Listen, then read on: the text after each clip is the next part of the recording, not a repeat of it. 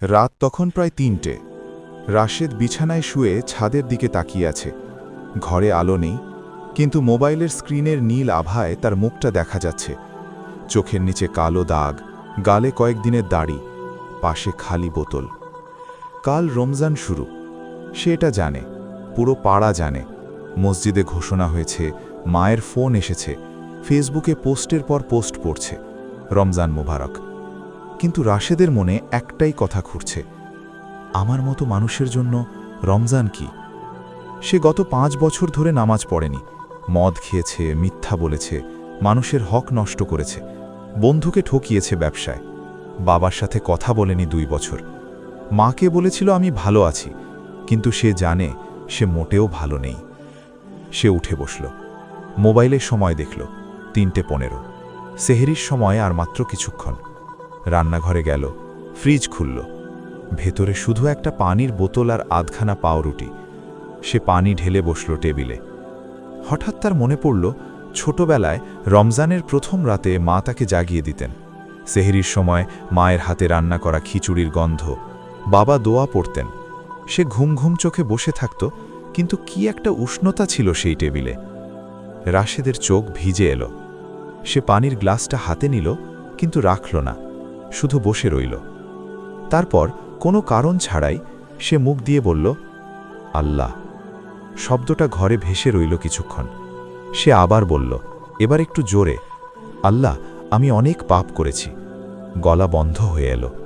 আমি জানি না তুমি আমাকে মাফ করবে কিনা, কিন্তু আজ রোজা রাখতে চাই, শুধু একটা দিন, তোমার কাছে ফেরার চেষ্টা করতে চাই। ফজরের আজান পড়ল। রাশেদ উঠে দাঁড়াল। পুরনো একটা জায়নামাজ ছিল আলমারির কোণে, মা দিয়ে গিয়েছিলেন, সে কখনো বিছায়নি। সে সেটা বের করল, ধুলো ঝাড়ল, বিছালো। অজু করতে গিয়ে হাত কাঁপছিল। সে ঠিকমতো মনেও করতে পারছিল না কিভাবে, কিন্তু করল। তারপর দাঁড়ালো জায়নামাজে।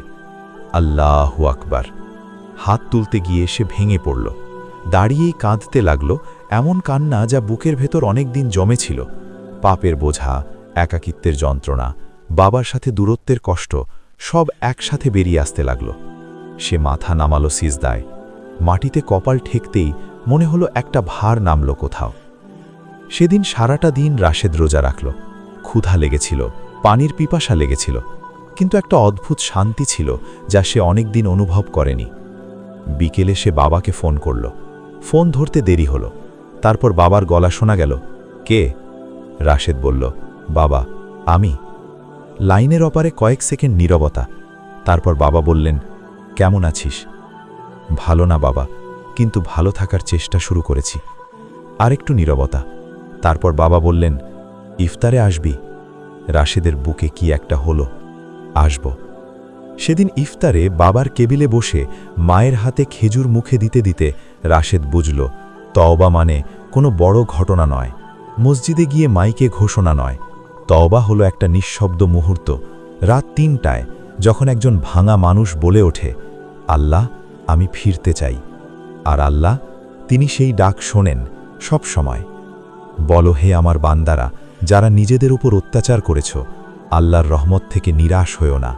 নিশ্চয়ই আল্লাহ সমস্ত গুনাহ মাফ করেন, তিনি ক্ষমাশীল, পরম দয়ালু।